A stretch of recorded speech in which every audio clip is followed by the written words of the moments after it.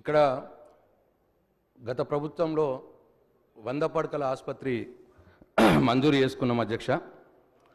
అయితే ఒక 80% వర్క్ కూడా కంప్లీట్ అయిపోయింది అధ్యక్ష.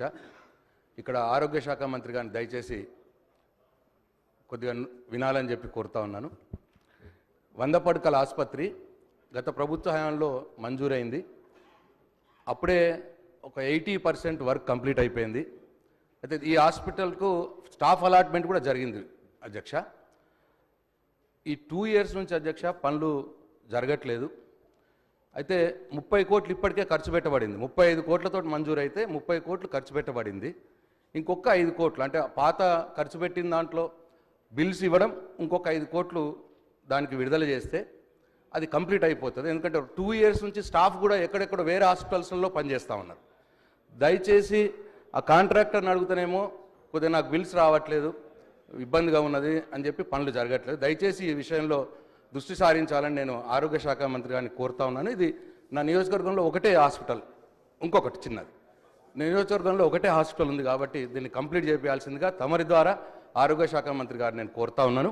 అట్లనే సేమ్ భూమగల్ మున్సిపాలిటీలో అధ్యక్ష ఈ integrated veg and non veg market కూడా అప్పుడు మంజూరు చేసుకోవడం జరిగింది 3.5 కోట్లతోటి.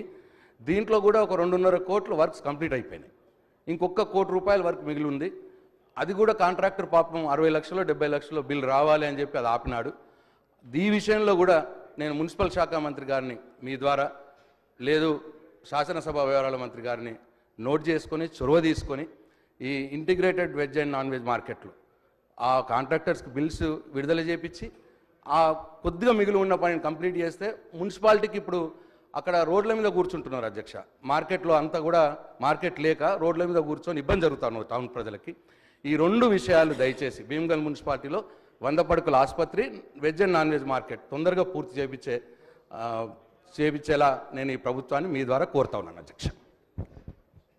అధ్యక్ష, భీమగల్కు సంబంధించిన 100 పడకల హాస్పిటల్ 80% కంప్లీట్ అని గౌరవ సభ్యులు తెలియజేశారు అధ్యక్ష. త్వరలోనే ఈ బిల్సే కానీ ఆ ఇన్ఫార్ని కంప్లీట్ చేసే దిశగా మా కృషి ఉంటుంది అధ్యక్ష. శ్రీ వెంకట రమణారెడ్డి గారు.